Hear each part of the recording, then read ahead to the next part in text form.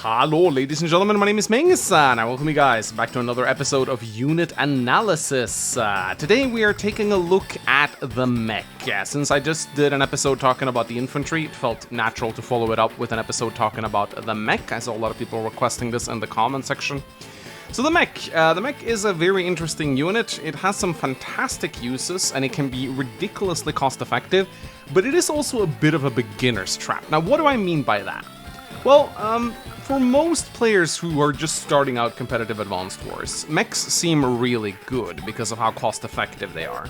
They only cost 3,000, and yet they are able to deal with vehicles that are twice as expensive as them, which seems incredibly good on paper. And a thing I often see newer players do when they start a competitive match is they build a lot of mechs. I used to build a lot of mechs too when I was less experienced with Advanced Wars, because it makes sense, you know, they cost 3,000. If you can actually get them to shoot at something worth more than them, then that means you're winning, right? Well, the higher up I get in the competitive league, the less mechs I see. Mechs are a unit that certainly have a lot of uses, but they're also a unit that they're very tricky to use, right? And they're also very map dependent. Now, whenever you want to use mechs, you have to take a look at the map you're playing on. The smaller the map, the better the mechs become. Because if we take a look at the mech's basics, we can see that it has to move. And that is obviously very slow. They are by far the slowest unit in the game. They crawl at a turtle's pace towards your opponent. You are very reliant on having transports to move them forward. If you have a transport copter, you can certainly accelerate the speed quite a bit. But a transport copter costs 5,000, and that is no cheap investment in the early game. That basically means you're almost a tank behind your opponent. So if you're going a transport copter early on, in order to boost your mechs towards the center, then your opponent will have almost a tank more than you, which can be devastating. That means that they can completely take control of the midsection of the map. So this is not something you should do unless you're sure that your opponent is not being super aggressive early on. So the Mech, let's talk a little bit more about its basics before we get into the more specific stuff. It has the same vision as infantry, but it is a lot slower than the infantry. However, depending on the terrain, the Mech can actually be more mobile, because while it has less movement, it only moves 2, it can traverse terrain a lot better than the infantry. In particular, there are 2 types of terrain that the Mech handles far better. It's rivers and mountains. So as you can see right here, if the objective is to reach these towns right here, the Mech will actually arrive in 2 turns, whereas the infantry will spend 4, because infantry, they spend a lot more moving over rivers and mountains compared to mechs. So if the terrain is very rough, if there's a lot of mountains on the map, mechs are usually faster, but this is not something you will see on a lot of competitive maps. There are almost no mountain ranges like this. In the base game maybe, but not on competitive maps. And these series do have competitive play in mind, so very rarely will you see this. On a side note, if it happens to snow, that is the only thing that will limit the mech's mobility somewhat. They can still cross rivers just fine in the snow. However, mountains will actually cost 2 movement for the mechs. Now the infantry won't be able to cross mountains at all in the snow, but mechs can only move 1. I do believe that is the only thing in the game that will slow down a mech's movement. So, mechs, just like infantry, have the ability to go into mountains to get 5 extra vision range. And in fact, the more mountains there are on the map, the better the mechs become, because mountains are perfect for mechs. You know, the dream scenario, what we're all hoping for whenever we build mechs, is to be able to move into a mountain and take a shot at a tank. That is, you know, what we're all aiming for with mechs, because of course, not only do they get an insane defense bonus in the mountains, they also get more vision, and generally speaking, they're able to outperform a tank, I would say, if they're able to actually get into a mountain. It's very hard for a tank to take engagements against the mechs when they're in mountains. Even if the tank gets the first strike, the engagement will be somewhat even, around 7-6 or 6-6, depending on the luck roll of the mech. So whenever you can get your mechs into mountains, they're very hard to flush out of those mountains. This is definitely something that you can take advantage of. If there are a lot of mountains on the map, then mechs might become a good idea. However, the problem with mechs is that while they may be cheap in terms of your costs, they're not cheap in terms of your bases. Now, what do I mean by that? If you have a lot of bases, then mech spamming becomes very viable, but You may have noticed that most competitive maps, at least on Advanced Wars by Web, don't tend to give you more than 3 bases. In most smaller maps, you tend to have 2 bases, and on slightly bigger maps, you tend to have 3 bases, no more. If the map is very big, there might be a 4th base there, but this is very rare. And this will actually limit the usefulness of mech spam, because of course if you have 22,000 like I have here, and let's say you only have 3 bases to build units with, well, I have maximum units deployed, so I can't build anymore. But I'm only able to build 3 mechs. So I'm only able to spend 9,000 per turn. So no matter how much I want to mech spam, it's not going to be very viable to mech spam. Now that doesn't mean I can't incorporate mechs into my playstyle, but generally speaking, the less bases you have, the worse mech spamming becomes. So there are 2 conditionals that requires mech spamming to be good. The first one is that you have a lot of bases, at least 4 or more, and the second is that the map is relatively small. Now if you additionally play a CO like Sami, who specializes in mech, in this video I've turned daily powers off, so she doesn't have improved infantry, but normally, if you're playing Sami on a small map with lots of mountains and many bases, mech spamming becomes almost impossible to counter, because the mechs are just so cost effective, and there's just so many of them, and there's nothing you really can do against them. So that's that can be very frustrating, but in competitive Advanced Wars, I almost never see this being the case. Now, being infantry units, mechs can capture buildings, and this is useful, obviously, but I would say that it is their secondary job. Primarily, you want to use infantry for this. If you happen to move a mech into an area and there's a city there, then sure, you can go for the capture. You should always capture whenever you can. But if you're building mechs to capture cities, then you're being suboptimal, because this job could be done by an infantry worth a third of the price. And not to mention, mechs are slow, so they take a longer time to reach the properties that they want to capture. The only time I would capture with a mech over an infantry would be if there's a tank nearby, and you fear that this tank is going to try and interrupt your cap. At the very least, with a mech, you're going to be able to strike back and do some damage to the tank. There's also another huge weakness when it comes to capping with mechs, and that's the fact that you can't join other infantry into the mechs themselves. You can't join cap, which is something I talked about in the other episode about infantry. Go check that out if you haven't. If you don't know what join capping is, I explain it in great detail in that video. So yeah, you shouldn't be building mechs to capture properties. They can capture if you need them to, and you certainly shouldn't not capture if you see an unprotected city and you have a mech in the vicinity. Sure, go for it. But if you're building a mech with the intent of, oh, I'm going to go and capture that property over there, you should rather be building infantry. And this is another thing about mech spamming. Every mech that you build is an infantry you won't have. Now, what do I mean by this? Infantry are incredibly important. You need infantry. You can't survive on mechs alone. You need to have infantry units to reach cities. They're better at capturing than mechs. So if you build a mech, then you're wasting your base building a mech rather than an infantry, and that can hurt your capture game quite significantly. In many of the games that I've played where I've mech spammed a little bit too much, I've noticed that that's one of the weaknesses I have when I build too many mechs, is that I actually don't have enough infantry to capture. And that becomes a big problem later on. So when do you want to build mechs? If you happen to have a transport copter and there's a lot of good mountain positions for the mechs to be in, then that's something that the mechs can definitely do. Another thing that mechs can do is that they can kind of act as guards. Now, if you've ever played chess, I make a lot of chess analogies in Advanced Wars because there are a lot of fitting ones. If you've ever had a pawn guard a bishop or a knight in a game of chess, for example, you know that the pawn is effectively guarding them, because if another piece takes your knight or bishop, then the pawn can take the piece back. And it's the same concept with a mech. If you have a mech within 2 tiles of a tank, this mech is now effectively guarding this tank. So if this tank wants to shoot this tank, then the mech will come and first strike it, and the tank will get taken out as a result. If the tank attacks the mech, well, the tank attacks the tank again. So while the tank obviously has more mobility than the mech and will not always be in range, if you're willing to move slowly, this mech can accompany the tank and basically shield it from other tanks. Of course, if there's a second tank somewhere in the fog, then this loses its shine, but it's still something you can think about. Mechs can sort of guard other vehicles if they happen to be close to each other. Now, let's take a look at how the mech performs in battle. So, mechs actually deal more damage to infantry than other infantry units do. They do 65% damage as opposed to the infantry's 55%. However, unless you get the first strike, you definitely don't want to be using your mechs to fight the opposing infantry. This was, of course, a pretty good engagement right here.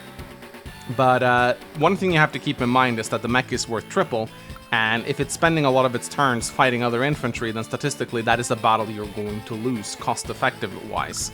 Against other mechs, they do the same damage as most other mirror matchups, 55%. So again, some of the time you will have 8 hit points left to the opponent's 4, or it's going to be a 7-5. It kind of depends on the luck values. Against vehicles, the mech does exactly as much damage as a regular tank. The bazookas will do 85% damage to recons. Now, mechs are quite limited in their ammo. They only have 3 ammo. So once they've taken 3 shots with their bazookas, they need to be resupplied. I don't really consider this a weakness, though, because here's the thing. If a mech runs out of ammo, usually that means it's earned itself in. Because that means it has fired its bazookas 3 times. So even if it's just attacked recons, that means that the mech has earned itself in many times over. So if you ever see a mech that is out of ammo, you can pat yourself on the back, because that mech has done its job. So some people, they get very caught up in this. They're like, oh, mechs are bad because they run out of ammo fast. No. If a mech runs out of ammo, then that's a great sign that the mech has been incredibly effective. That's a good thing. They do have slightly less fuel than the infantry at 70, but newsflash, you'll never see them run out of fuel. So some person actually asked me in the comment section what happens if infantry run out of fuel. It's the same thing with every other ground unit. They just become unable to move. But this will never happen unless you fight Drake. Drake, you might see it with Drake because his tsunami drains half their fuel, so you might see it, but very rarely will you. So against tanks, this is basically almost a mirror matchup of a tank versus tank engagement. They do 55% damage, so it's practically a tank versus tank. Against medium tanks, mechs don't do great on paper, but keep in mind, they cost a lot less. So if we actually take this engagement, here we have 4 mechs attacking a medium tank. So this is 12,000 versus 16,000. Of course, this is granted we're all on roads and the mechs get to strike first, which is not very likely to happen. But you can actually see that if we have enough mechs on the field, then we will whittle down the medium tank's health, and the medium tank will start losing a lot of bite as its hit points start going down and down. So if you have a lot of mechs on the field, then you can actually take engagements against medium tanks. Granted, the mechs all get to hit, which is not very likely, obviously. So as you can see, like, they are actually cost-effective against medium tanks if you can get enough shots in. But that's the thing, you won't always get enough shots in, because the medium tank is probably shielded by other units. At most, you'll probably only get a single mech to attack. I don't think you should attack a full HP medium tank with a full HP mech. I think the mech can be more useful elsewhere. I would consider maybe trying to finish off a medium tank with a mech, but not really anything else. So, but interestingly enough, mechs deal the exact same damage to neo-tanks that they deal to medium tanks, 15%. So this, of course, the neo-tanks fire back a lot harder, but the principle is actually pretty similar. If you have mechs and they can take an engagement against the neo-tank, they are actually still cost-effective against the neo-tanks. Obviously, you'll sacrifice a lot of units attempting to do this, so you'll be behind in terms of base productivity. But as you can see here, considering the mechs cost 3,000 and the neo-tank costs 22,000, yeah, cost-wise, they are effective if you can get enough of them to attack. This might be very difficult to do on their own, but if you're playing a CO with a movement speed increase like Adder, Sami, then yeah, your mechs actually become a lot better, and this is definitely something you have to keep in mind. Movement increases are very strong with mechs, extremely strong, so any CO power that increases movement greatly increases the value of your mechs. So one of my favorite COs to play is, of course, Adder, and I would say he utilizes mechs better than other commanders. And of course, Sami mechs, they're a completely different thing on their own. So, against APCs, mechs will do 75% damage. So just like tanks, they are not able to one-shot APCs. If you can somehow get mechs to attack artillery or rockets, then that is fantastic. One thing that always feels really gratifying to do is whenever you get to move mechs into a mountain and you spot an artillery or rocket hidden behind enemy lines and you actually get to take a shot at them. I mean, this is ridiculously cost-effective. This is a unit worth 3,000, almost wiping out a unit worth 15,000. That's pretty insane. Now, against anti-air, mechs do very well if they get the first strike. As you can see right here, the anti-air is obviously worth a lot more than the mech. However, the anti-air absolutely wrecks the mech if it gets to attack first. Even if a mech is entrenched in a mountain and the anti-air attacks from a road, if it gets to strike first, the mech actually takes a lot of damage. So even against mechs entrenched in mountains, if you have anti-air, you can attack them. You can't do it with tanks, but you can do it with anti-air, because the anti-air just has so much base firepower against infantry. So mechs will always be weak against anti-air, unless of course you have another mech in range to attack the anti-air that just attacked your mech, which you often will have, because mechs are pretty effective when they travel in groups. Against missiles, they do the same as they do with rockets. This is a very pretty weird interaction, and you'll probably never see this, but if it happens, it can be nice, I guess. They do 9% damage to battlecopters, so they're almost guaranteed to take an HP off it, even with a low luck roll. I wouldn't say this is good though. The battlecopter is still effective at 9 HP, and your mech is practically worthless. And they do 35% damage to battlecopters, or transport copters, sorry. So if you have a lot of mechs, they can shoot them down, but again, it's going to be very weird, I think, if your opponent allows their transport to get shot down by your mechs. In terms of the mech's survivability, we've already taken a look at infantry and mechs versus mechs. Recons do 65% damage to mechs, so a little bit less than they do to infantry. However, if they're able to catch them out in the open, then the mechs will suffer.